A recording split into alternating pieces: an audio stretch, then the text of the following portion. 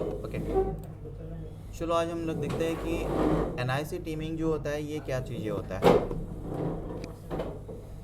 NIC teeming का exactly मतलब क्या होता है? सिंपल, एनआईसी टीमिंग का मतलब होता है एक टीम, है ना। टीमिंग का मतलब होता है एक टीम। जैसे एग्जांपल्स के लिए अगर देखा जाए तो देखो यहाँ पर क्या है कि एनआईसी टीमिंग एग्जैक्टली है क्या?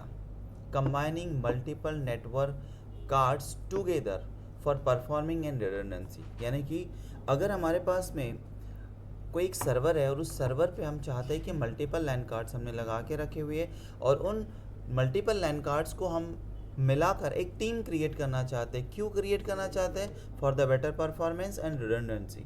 जैसे एग्जांपल्स के लिए मेरे पास एक सर्वर है, सर्वर में मैंने 3 लैन कार्ड्स लगा के रखे। क्यों? रिडंडेंसी के लिए, कि अगर एक ही लैन कार्ड और अगर से बंद हो गया तो कनेक्टिविटी डिस्कनेक्ट हो जाएगी, है ना।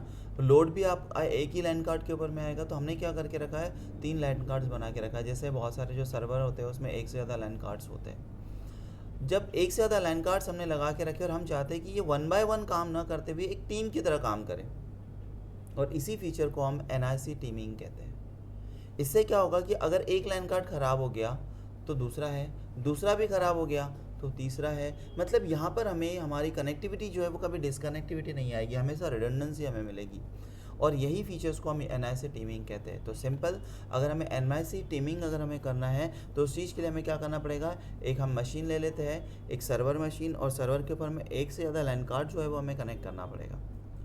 अब एक से ज़्यादा लैन कार्ड्स अगर हमें कनेक्ट करना है तो हम किस तरीके से करेंगे? जैसे कि मेरे पास में देखिए एक मशीन हमने यहाँ पर क्रिएट करके रखी हुई है, और मुझे यहाँ पर एनआईसी कार्ड अगर हम देखें तो एनआईसी कार्ड कितने हमें,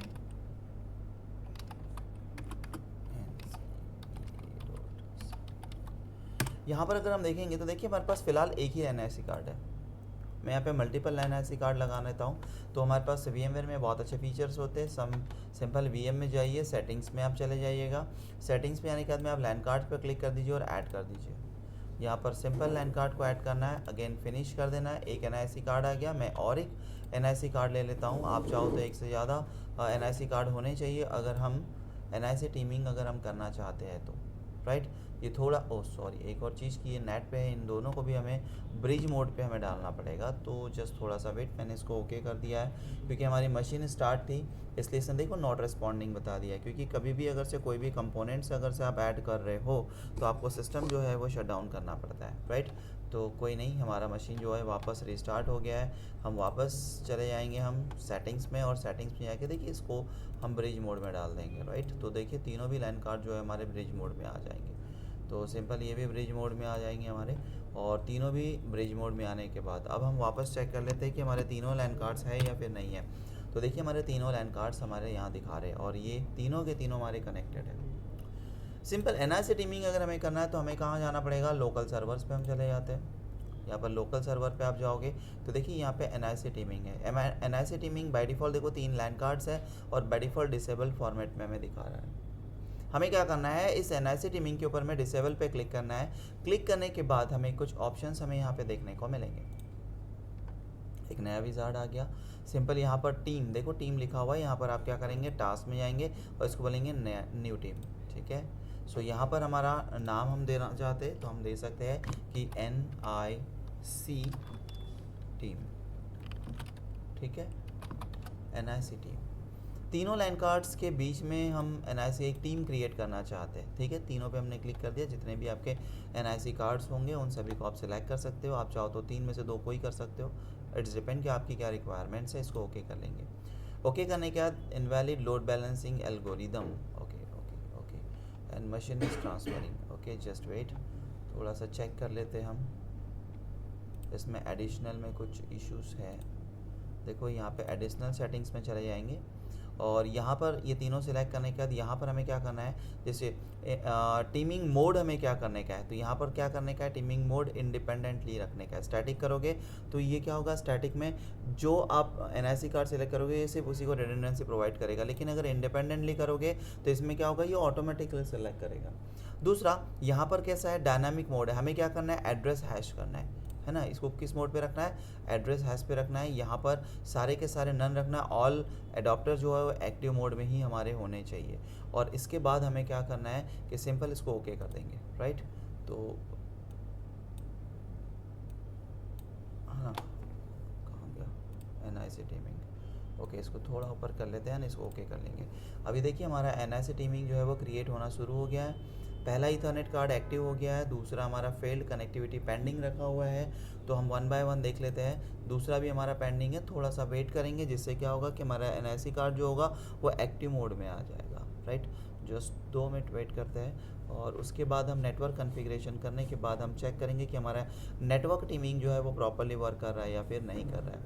स्पेशली नेटवर्क टीमिंग का एक ही रीज़न होता है, वो होता है फॉल्ट टॉलरेंस प्रोवाइड करना, ताकि मल्टीपल लैन कार्ड्स हो तो हमारा जो नेटवर्क है अगर एक ही लैन कार्ड होगा और वो अगर से ख़राब हो गया, डिस्कनेक्ट हो गया, तो डेफिनेटली क्या होगा कि आपका नेटवर्क या आपका जो सर्वर होगा उसका कनेक्टिविटी डिस्कनेक्ट हो जाएगा, राइट। तो देखिए हमारा तीनों भी लैन कार्ड जो है वो एक्टिव मोड में यहाँ पर आ गया है। सिंपल इसको हम बंद कर देते हैं और बंद करने के बाद वापस हम जाएंगे NIC कार्ड में। तो देखिए NCPA डॉट यहाँ पर आपको देखो NIC टीमिंग एक आ गया, राइट। अब क्या करेंगे हम, अगर आप यहाँ पर जाओगे ना तो इस पर राइट क्लिक करोगे, प्रॉपर्टी में जाओगे तो प्रॉपर्टी में यानी क्या, देखो यहाँ पर IP वर्जन 4 प्रॉपर्टी का ऑप्शन डिसेबल दिखा रहा है, आपको दिखा रहा है, अनचेक दिखा दिया इसने। तो हमें क्या करना है, जो NIC टीमिंग है इसके प्रॉपर्टी पे जाने का है और यहाँ पर हमें IP वर्जन 4 पे प्रॉपर्टी में जाने का है, एक एड्रेस हमें प्रोवाइड करने का है। तो मैं इसको एड्रेस दे रहा हूँ 192.168.20. मैं 1 IP एड्रेसेस मैं इसको दे रहा हूँ, राइट। तो देखिए मैंने एक IP एड्रेसेस यहाँ पे प्रोवाइड कर दिया है। IP वर्जन 6 जो है वो मैं अनचेक कर दे रहा हूँ, क्लोज कर दूंगा। तो मैंने इन 3 लैन कार्ड को IP एड्रेसेस नहीं दिए, मैंने सिर्फ टीम को IP एड्रेसेस दिया हुआ है।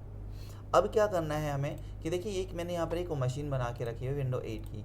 विंडो 8 का अगर हम IP एड्रेसेस हम चेक करते हैं CMD में, तो हम यहाँ लिखेंगे पिंग और यहाँ पे IP कॉन्फ़िग ले लेते हैं हम पहले, तो कि हम चेक करने के लिए IP कॉन्फ़िग।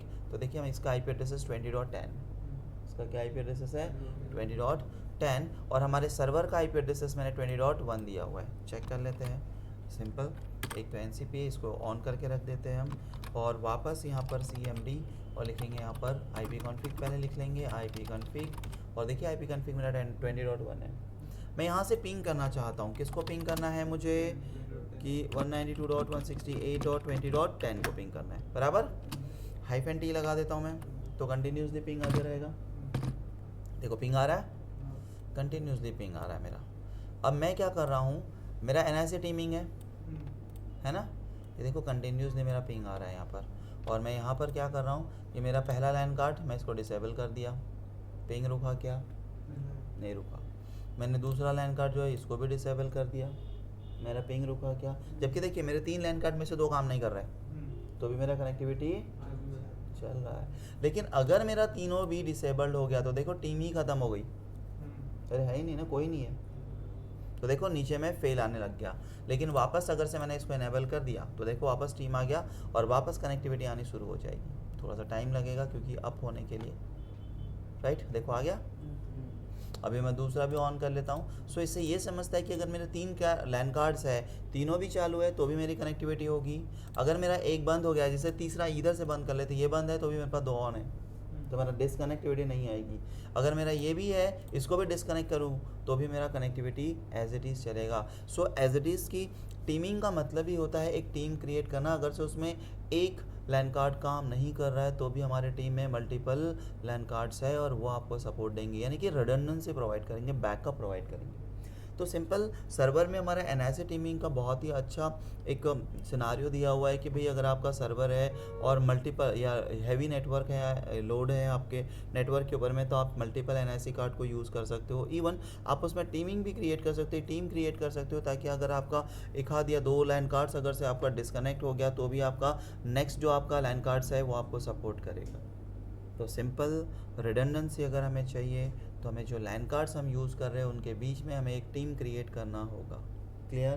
क्योंकि अगर हम यहाँ पर नेटवर्क यूज़ करते हो 3 लैन कार्ड, अगर टीम क्रिएट नहीं करेंगे तो तीनों लैन कार्ड को अलग अलग IP एड्रेसेस हमें देना पड़ेगा, और अलग अलग IP एड्रेसेस दोगे तो फिर कम्युनिकेशंस का इशू आएगा कि भाई अलग अलग लैन के साथ में आपको पिंग करना पड़ेगा।